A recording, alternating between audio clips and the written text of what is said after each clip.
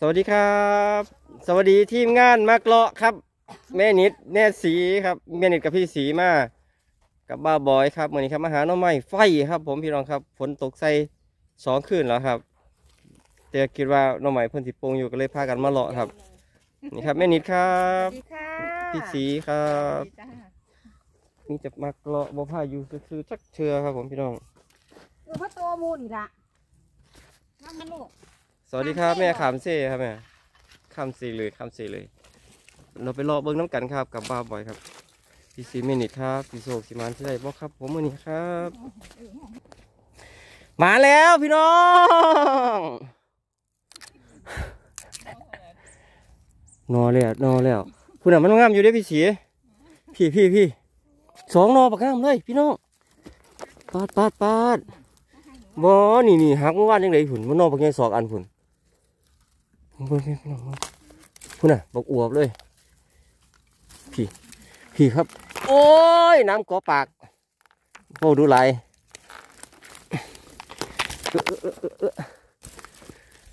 ครับพี่น้องครับ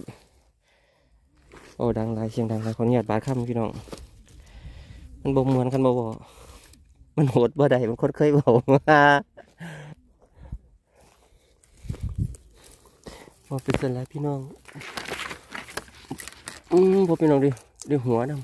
ำครับเดี๋ยวไปลุยกันอีกครับผมที่นี่ก็ครับผมพี่น้องแต่ว่าขึ้นมาหามฟากเซ่ขึ้นมากะ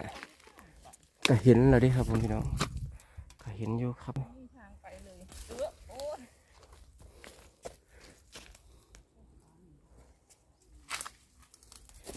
แม่นี่จะเอาบทก่อนเนอะโอ้ย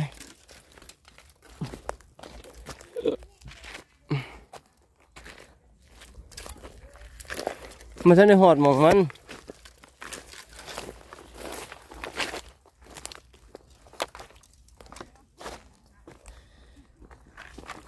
งานหมุนแล้วครับแม่นิดหมุนแล้วครับ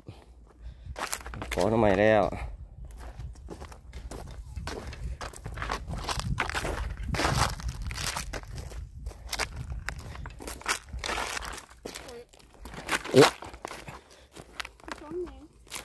2 แหนงนะ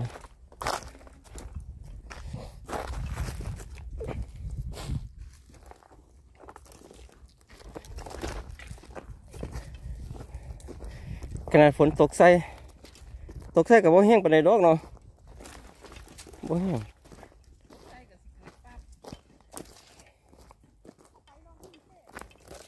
ไปยุ่แม่ผมยังโค้งไปนี่ยังเชื่อมันแหนงออก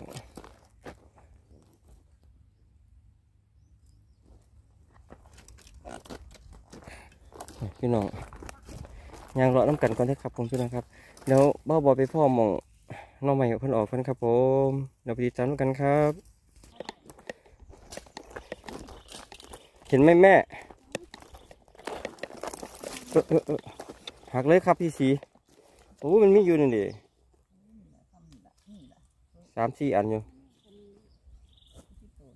นี่แม่กำลังขึ้นนอเอาเสียงมาซับเอาที่หนัก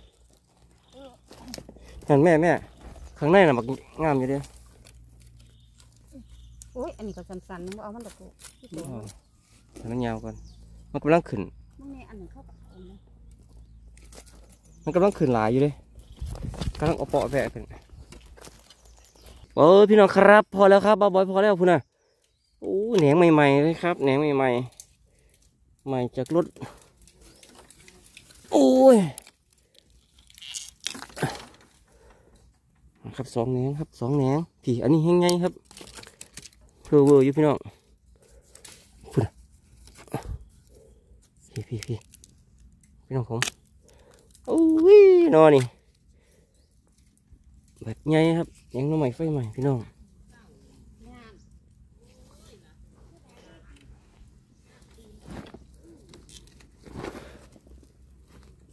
น้ำข่อยคือมีอยู่สันเขาจะบ่เขาบ่หน่อยจะจังไรบอกไงหนึ่งนี่น้ำข่อย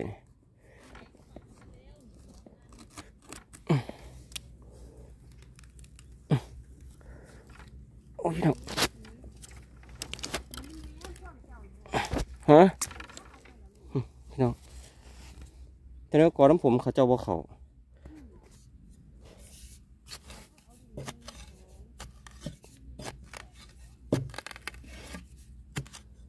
นอนอย่างงามเลยพี่น้องชึบโอ้ยกี่เท่าไฟไงทวนเท่าไฟไงทวนพี่น้องโอ้พี่น้องมึงไงสองนกใหญ่หนึ่ง อันนึงข้างเหนือสิ พุ่นมึงนี่ครับผมพี่น้อง เอาเนาะ ปาดเลยครับปาดเลยสามเหนียงใหม่ๆงามๆขึ้นใหม่ๆครับผมพี่น้องสี่อีกแหนงหนึ่งครับ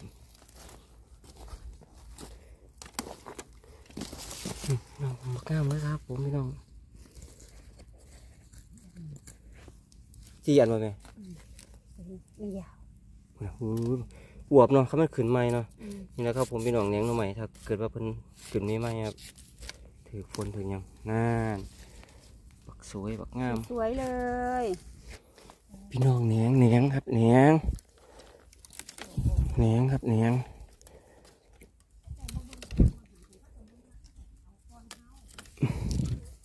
โอ้ผีพี่น้องแหนงทำไมงามอยู่ครับ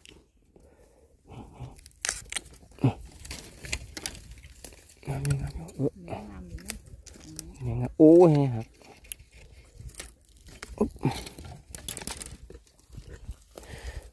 ได้อยู่ครับได้อยู่พี่น้องอ่อนๆครับอ่อนๆอ่ะโอ้ยแหนงพี่น้องน่านี่อันนึงครับ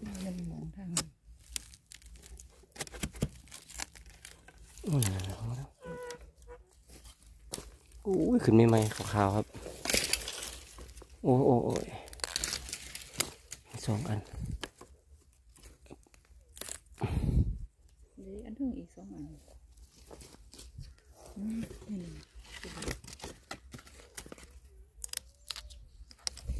ต้องหักก่อนบ่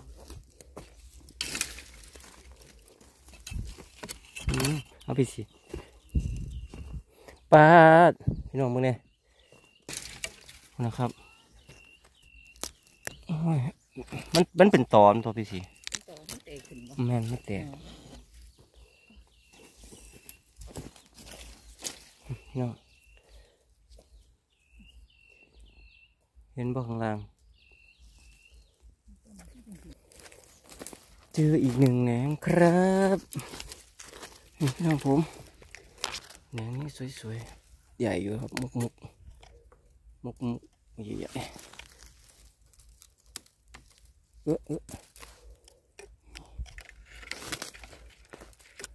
ก้อนนี้คือเป็นตะมีเดี๋ยวพี่น้องเขียวปงจะโดนนะครับโอ้ยผมครับเพิ่ม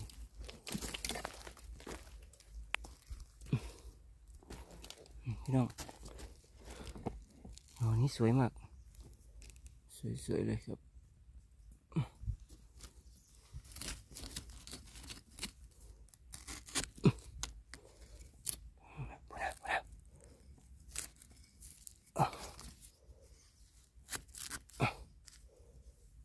ครับ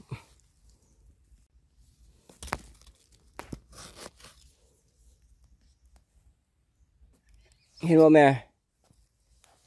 เห็นไหมเห็นห่างๆห้อยกระจอมาเอามือเสาครับผมพี่น้อง4-5 แหนงครับ4-5 แหนงผมนะพี่น้องผมเห็นไหมครับ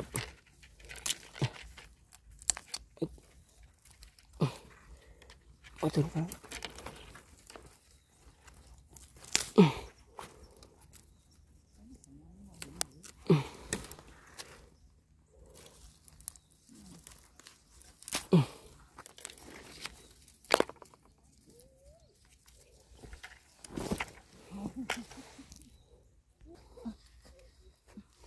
ปุ้ยบักงามหนึ่ง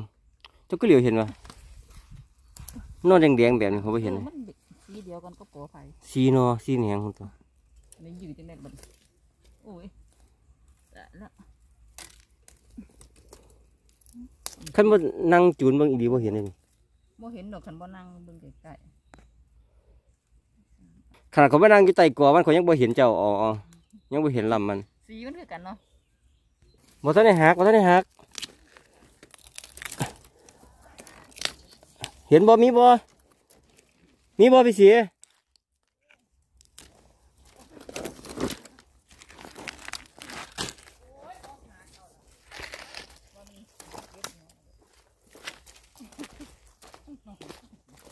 ปันมันอึดมันปันมันอึดมองหาเลยพี่น้องแต่ละกอก็ยังมาหาน้ำกันคือเก่าอันนี้แม่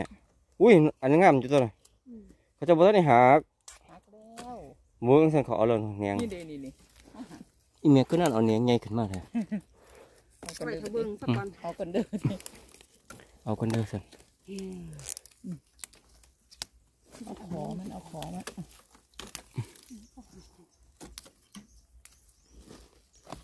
คอมันบอกไว้กูสร้างนะที่ละเขาเอาละอันบักง่าย เขาเอาแต่อันงาม ที่ละขนาดเสียดายจังเสียดายจัง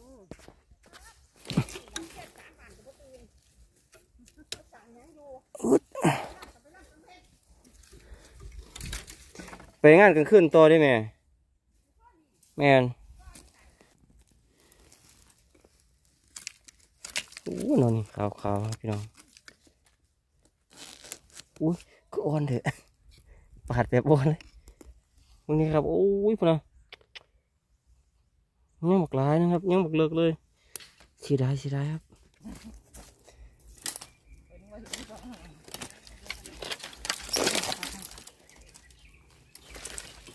โอ้เนียงนี่พี่น้องเนียงใหญ่อวบเอารถไงดึงออกมาแม่ ขาดเอียงเลย มันขาดเราไป ขาดแล้วแต่มันขาดต่อมันขอ ปาดไงด้วยพี่น้องเนียงงามๆครับ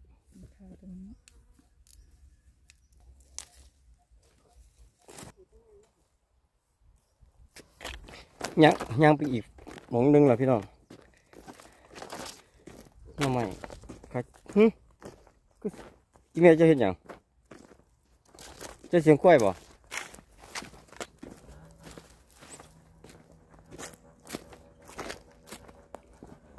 ยังไปอีกหมองหนึงเลยครับอีกฝากหนึ่งครับฝากหนึ่งของเซ่ครับผมตอนแรกมาฟังขวาก็มาฟังซ้ายครับมาฟังทางซ้ายมือแต่ยังไม่ได้ขามกลับไปหารถนะครับผมพี่น้อง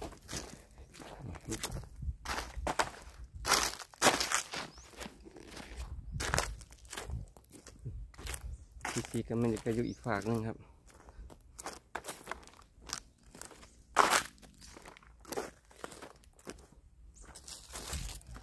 ติดตามกันครับพี่น้องผมสีมันสีได้บ่ครับแหนงหน่อยก็ต้องปรุงพี่น้องทุบได้อยู่เดี๋ยวแล้วครับผมพี่น้องทำได้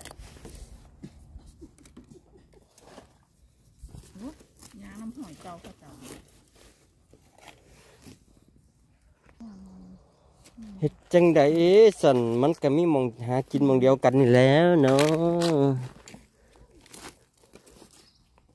มันก็ยังน้ำกลนกันนั่นแหล้วโอ้ยมันเอาจังใดล่ะก็เขาเจ้าเอาบ่ได้เขาเจ้าเลยบ่เอานี่เห็นบ่นี่ มีแต่นออย่างยาก อันน้องเอาง่ายก็เอาเบิด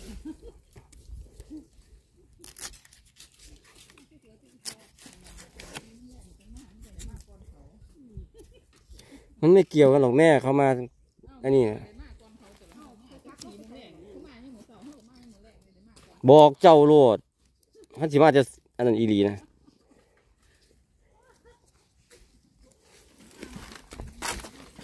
อันนี้2 โมงนัด2 โมงนัด8 โมงข่อยมา8:10นึงสั่งว่าซับเลยลูก เก๋มันลงมาสิแม่ดันมันลงมาแม่ ไม่ลง เบิ้งยื้อเอาดูโอ้ย อีแม่เฮ็ดมาแล้วอันนี้ให้ใส่ เออ โอ้ยนี่ได้เห็นแล้ว นึบโอ้ย สวยสวยเลย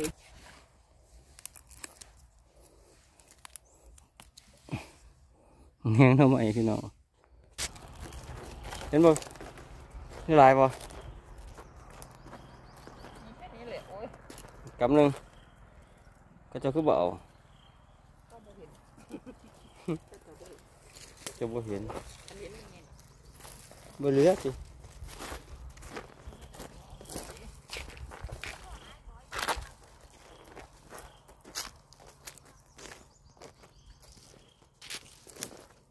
ไปครับผมพี่น้องร้อนน้ำกันอีกโอ้ยพี่น้องเอ้ยน้องใหม่ทำมาอึดไม่อยากแท้มาบ่ถึงหม่องก็ครับรอบ่ถึงหม่องเพิ่นเขาก่อนกับได้ก่อใดที่เพิ่นว่าเขาก็พอได้อยู่ครับผมพี่น้อง3 คนรวมกันก็สิได้ถ้วยอยู่แล้วพี่น้องผมบอกเลยได้ถ้วยไปนั่นแหละแม่ไปตรงนั้นแหละ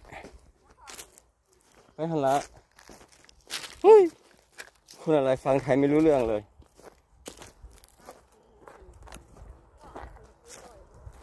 ให้หยาดบายคำเด้อครับ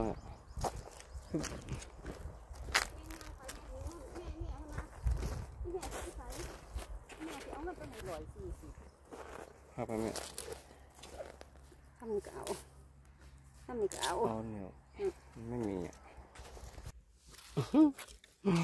พอแล้วครับพี่น้องครับโอ้ยเพิ่นจงไว้ให้บ้าบอยครับพุ่นฟังทางพุ่นก็มีครับฟังทางพุ่นก็มีเนี่ยหนีเพราะได้อ่างงูเนี่ยงามๆพี่น้อง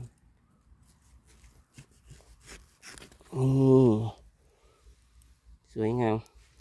เดี๋ยวไปเบิ่งฟังพุ่นครับพี่น้องมีอยู่ครับอย่างหนึงฮึบ2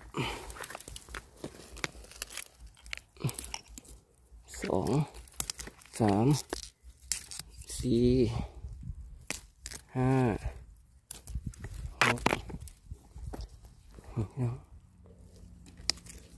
ครับ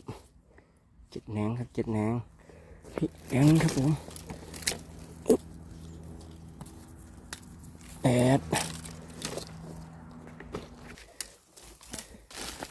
มันน้อยใหญ่ปานนั้นบ่คือว่าสิหักหรือสิก้น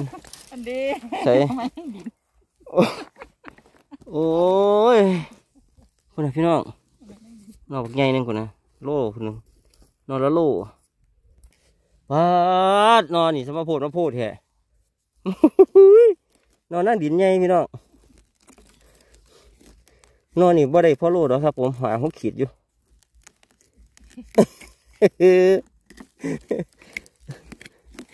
มันสิได้บ่ล่ะ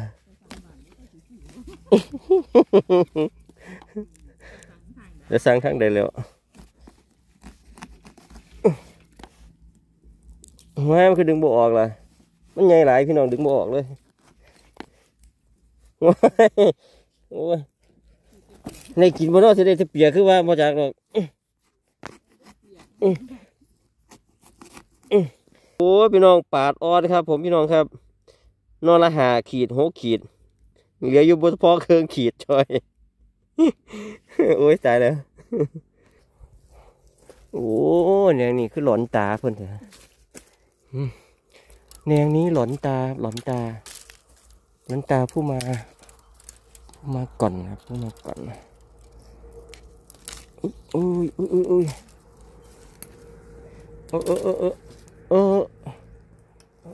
้ย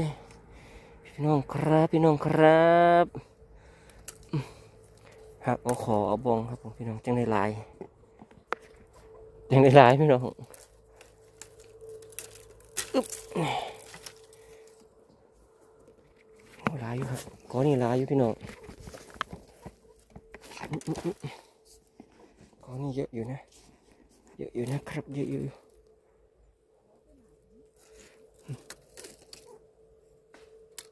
โอ้ผิดพี่น้อง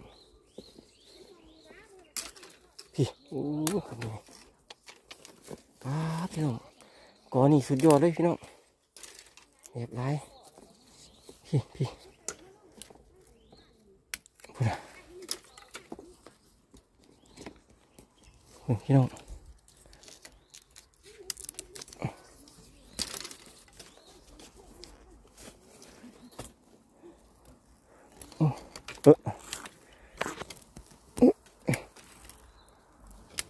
อุ้ยก่อน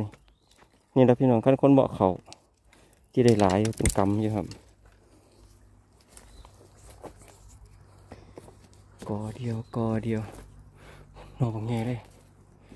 หน่อใหญ่อยู่หน่อยนี้กอใหญ่อยู่ครับ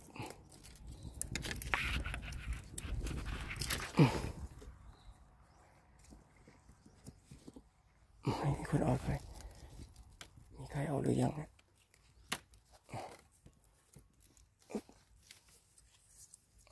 โอ้ยไปหักเอาปลายไว้แล้วพอดีไปเห็นคนเห็นเหงาเพิ่นครับผมบ่อยดีมือไปหักนึงมันก็บ่มีปลาย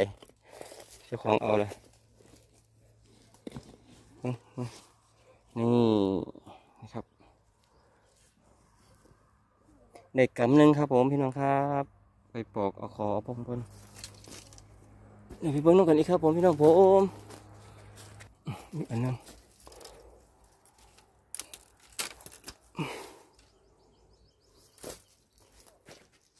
พี่น้องครับพี่น้องให้ FC เบิ่งแตะกี้ฝุ่นไฟน่ะอะ